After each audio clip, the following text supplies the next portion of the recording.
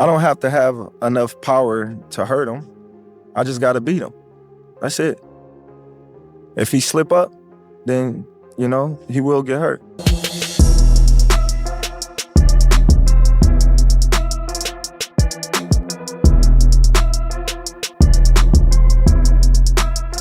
And what I'm seeing is I see a hungry Crawford, a Crawford that has been looking for the opportunity for a long time, finally getting the opportunity. As fight night approaches, Terence Crawford radiates unshakable belief in his skill set, eager to face the ultimate test. On the flip side, Canelo Alvarez leans on years of battle-hardened experience, reminding fans he's seen and beaten fighters. Like Crawford before, Canelo promises to bring every ounce of his knowledge and ring wisdom into this bout. With tension rising fast, both warriors gear up to show the world who truly belongs at the sports summit. Dealing with this. You know, I've been in this sport like so many years. I had so many good fights in my career, and I had the experience to adapt myself to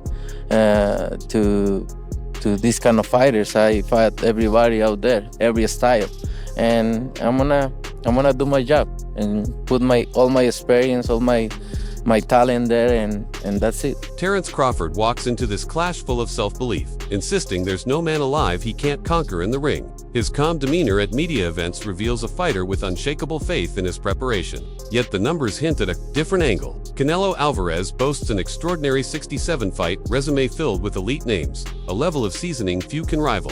While Crawford's 41 wins are no small feat, they don't match Canelo's volume of higher-risk showdowns. This experience gap might tip the scale, as quick judgment and poise often define who wins under pressure. Know how great Terence Crawford is, but they don't know how great Terence Crawford is at 168. Terence in his bag right now. He's going third person. You feel me? But yeah, like Terence has every right to talk his shit literally here. He's being respectful and fair play, but the questions are the ones he's asking, the ones he knows are being asked. What's he look like at 168? Can he take the power? Is he going to be too small? Is he going to be able to deal with Canelo's experience over time, right? Even though Terence is the older fighter, he has, I think, 20 less fights than Canelo does, or maybe more. I think more than 20. And also, you know, competition level. This will be the most skilled, most experienced, biggest, strongest fighter that Terence Crawford's ever. Canelo has made a career out of squaring off against the sport's most lethal talents. These brutal encounters have sharpened his instincts, forcing him to adapt and grow.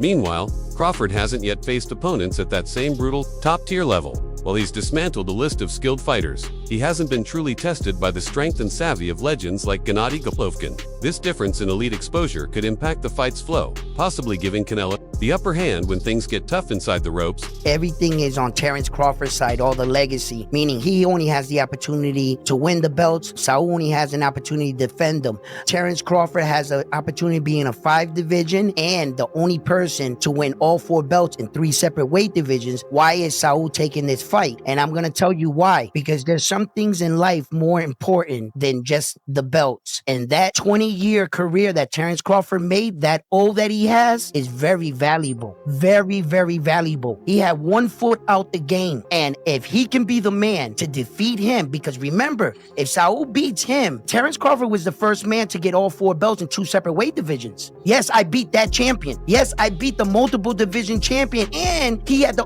Boxing legend Roy Jones Jr. shares a thoughtful perspective, noting that Crawford's biggest challenge may be enduring Canelo's raw power. He insists that technical brilliance often neutralizes size. If Crawford withstands that early pressure, his sharp movement, accuracy, and high fight IQ could shift momentum.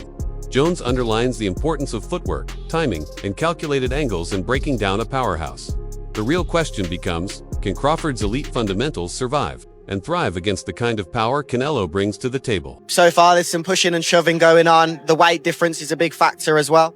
I pay no attention to the pushing and shoving. I pay no attention to the weight factor. What I pay attention to is the skill level that both guys show in and out of the ring. And what I'm seeing is I see a hungry Crawford, a Crawford that has been looking for the opportunity for a long time, finally getting the opportunity, and really ready to grab the opportunity. And with Canelo, I see a guy who not necessarily hungry, but loves to entertain, loves to give us the big fights. Always tries to give the big fights. He finds a way to give us big fights. Not gonna always win them, but he always tries to give them to us. So he'll be a guy that, if he shows up and does the exact right thing, he can win the fight. If he don't do the right thing, which I don't see him doing, I don't know why he would at this point in his career. I don't know. It'll all be predicated upon how well Terence can take his punch. Yeah. You said you don't think, or you don't look into the weight difference. Why? When you know how to box, when you're as skillful as Terence Crawford is, weight don't really matter much. All thing that matter with the weight is can you take the punch? And I'm sure you've been sparring with super middles and light heavies, so I'm sure you probably can take the punch. So that's the only thing when you got skill. Now, if you don't have a skill, you can't take the weight, take it up, because you're gonna lose your punch, you're gonna lose everything. But when you got skill, all your stuff that you have goes up with you. Shaquille O'Neal, an avid voice in combat sports circles, boldly picks Crawford as the winner. His faith lies in Crawford's ability to outthink and outpunch foes with clinical precision and sheer will. Shaq sees him as the sharper technician, predicting a possible knockout finish. While his view brings hype to the matchup, it also reveals the divided expectations fans and pundits have. Everyone is eager to see how these contrasting styles will collide once the first bell sounds. Talking about the one fight right now, Terence Crawford versus Canelo. Who do you got? I gotta go Terence Crawford. Terence Crawford? Yeah. Why? He's the best ever. Really? You think he's the greatest ever? Yeah. Over Ali, Muhammad Ali? I didn't know you were a big Terence Crawford fan like that. You have to understand that there's eras, and in different eras, you can bring other titles. Like, for example, Joker's the best big man alive. Right. And I don't like. You put Joker over you as the best big man? Oh. Different eras and different time. It's not my era, not my time now. True. It's their time. So he's the greatest big man in the NBA right now. So I let the people decide who's that. But right now, Terence Crawford is the best. So, and Floyd, because Floyd has never lost. So how does Terence beat Canelo? Decision? He's or gonna knock him out. He's going to knock Canelo out? Yes, man. So they're going to have the fight at the Vegas Stadium, Raider Stadium. You're going to be there? I heard it was off.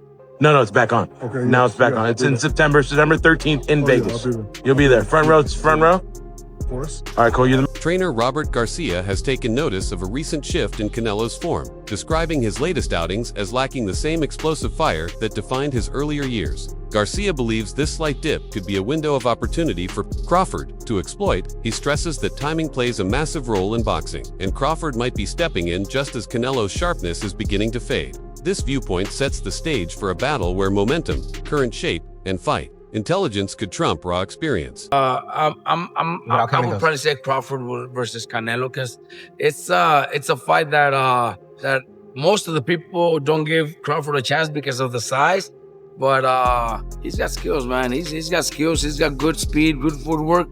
That's why I do give him a chance. You do give. I do give Crawford a chance, of course. Canelo's last few fights. He does his work. He gets work done, but never does that little extra to please or to. He knows he doesn't need to anymore, so he's just comfortable enough with just securing the win. He became a businessman, and I think that could be something in favor of Crawford, that if he comes out in his best and good footwork, Canelo is flat-footed. He his last fight, especially against the runner, he was throwing one punch at a time.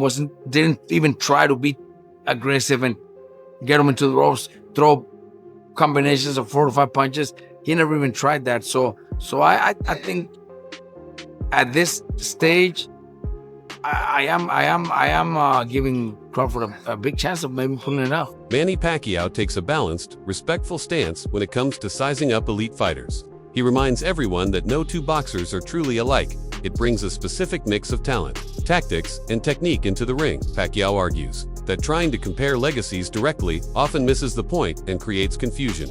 His thoughtful words serve as a reminder that the Crawford versus Canelo matchup deserves to be appreciated as a unique contest, not just another chapter in a debate over greatness. Best. I think if Canelo is saying that Crawford's a better fighter than Floyd Mayweather. Crawford what? Better than Floyd Mayweather. Canelo said. Crawford can beat. No, Crawford said Canelo. Canelo said Crawford's better than Mayweather. What do you think? What's your assessment? There's a different style, they're both good fighters, so it's hard to compare yourself to others. Do you think? Thank you, guys. We gotta go. Mayweather against Canelo. Do you think he can do any of that? What, Canelo? Crawford do any of what Mayweather did against Canelo?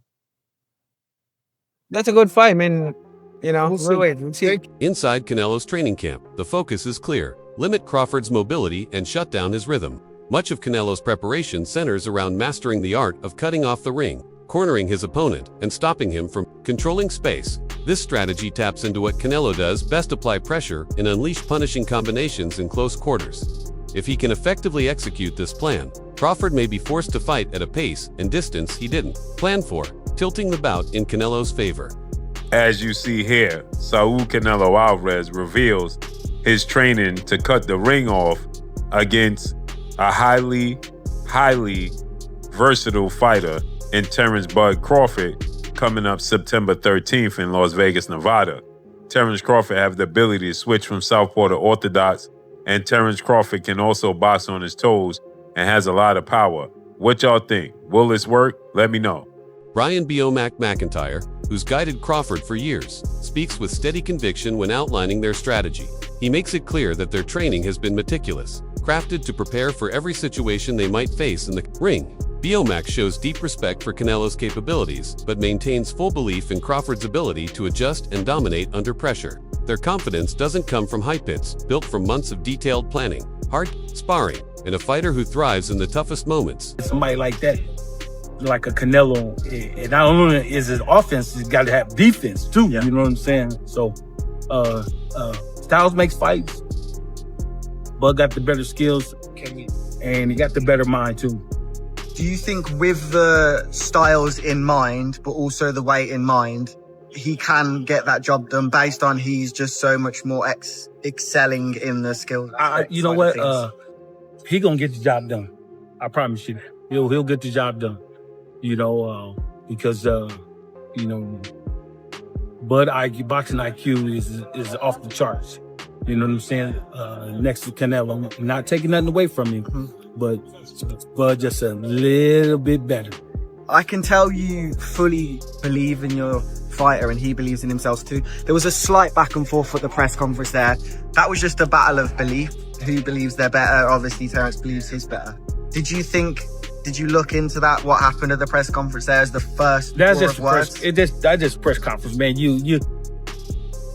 The reason why I believe into my fighter is because from day one, the first day he walked in the gym to where we at now, we haven't lost yet.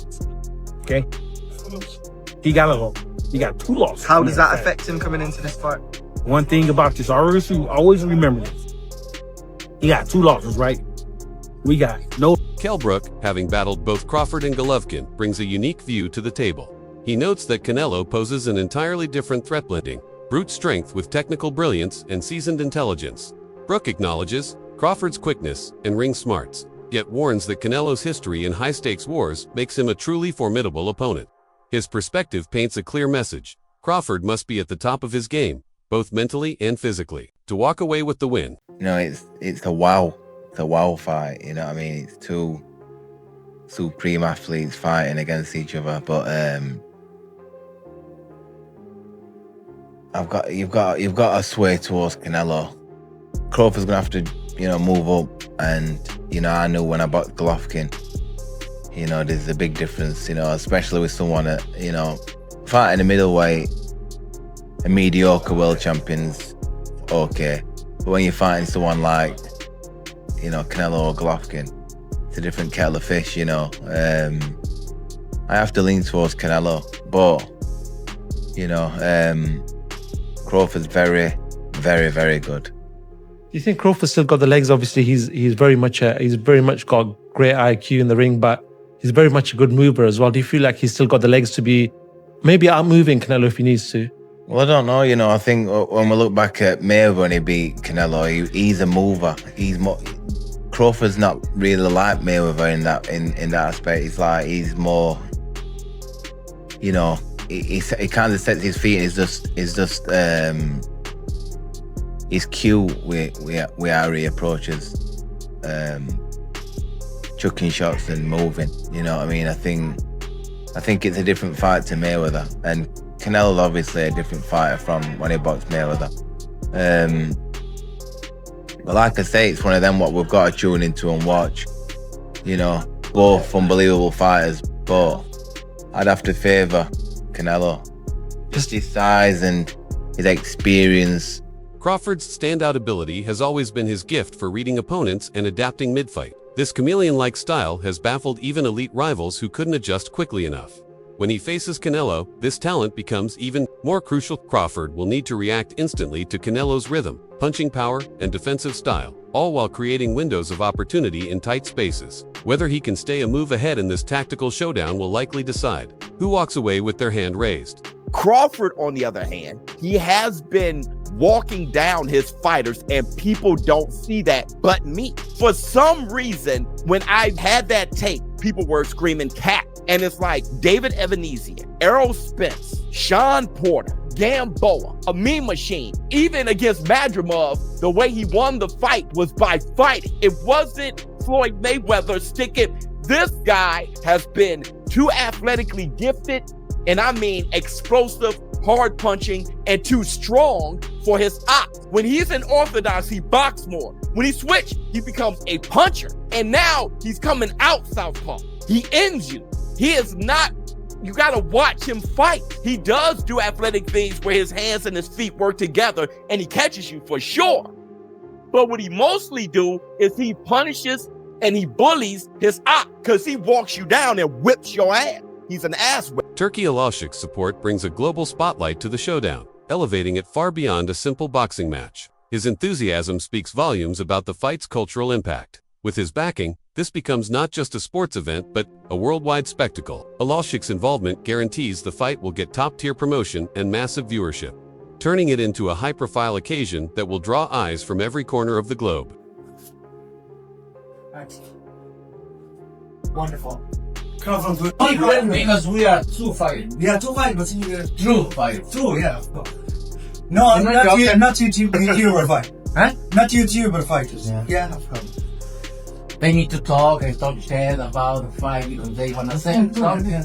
The people know we are great fighters. They want to put a great fucking fight. Yeah, we don't need to stop. I am sure. In the end in the mid of September, we will have one of the greatest fights ever happen in boxing, and I am sure. The inclusion of Dana White adds another layer of intrigue to this already massive event, as it bridges the gap between MMA and boxing. Known for revolutionizing UFC promotion, White brings fresh ideas and energy to boxing's promotional scene. His participation suggests this fight will break traditional molds and reach fans from both combat sports worlds.